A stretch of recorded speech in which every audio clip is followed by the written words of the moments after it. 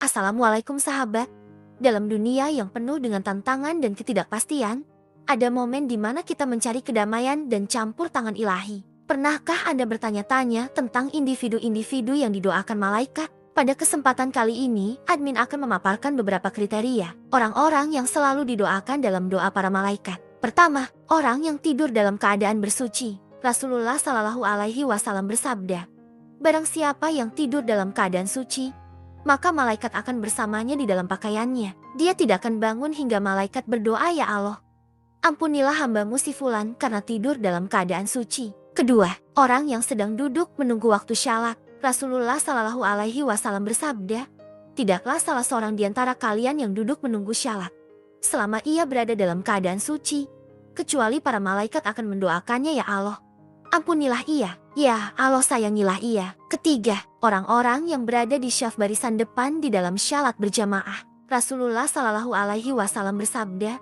"Sesungguhnya Allah dan para malaikatnya bersyalawat kepada orang-orang yang berada pada syaf-syaf terdepan." Kelima, para malaikat mengucapkan amin ketika seorang imam selesai membaca Al-Fatihah. Rasulullah Shallallahu Alaihi Wasallam bersabda, "Jika seorang imam membaca Ghairil Maghdubi Alaihim Waladhdallin, maka ucapkanlah oleh kalian amin.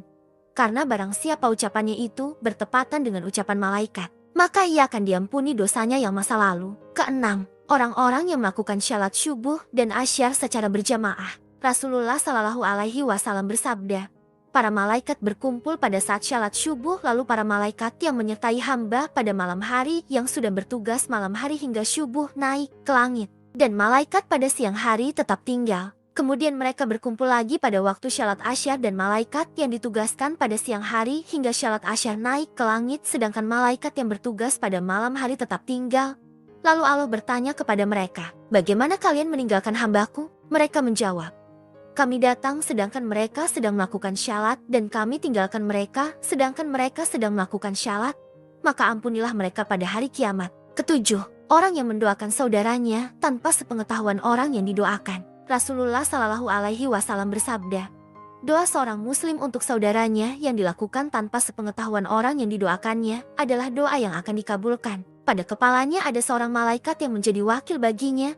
Setiap kali dia berdoa untuk saudaranya dengan sebuah kebaikan, maka malaikat tersebut berkata amin dan engkau pun mendapatkan apa yang ia dapatkan." Kedelapan, orang-orang yang berinfak. Rasulullah Shallallahu Alaihi Wasallam bersabda, "Tidak satu hari pun di mana pagi harinya seorang hamba ada padanya, kecuali dua malaikat turun kepadanya.